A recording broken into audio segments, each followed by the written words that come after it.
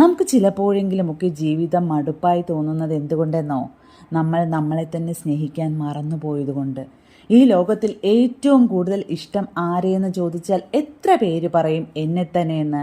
ഉറച്ച ശബ്ദത്തോടെ നെഞ്ചിൽ കൈവച്ച് ഹൃദയത്തിൽ തൊട്ട ചിരി മുഖത്ത് വിടർത്തിക്കൊണ്ട് അന്ന് തൊട്ട് നമ്മൾ ജീവിതം ആസ്വദിക്കും.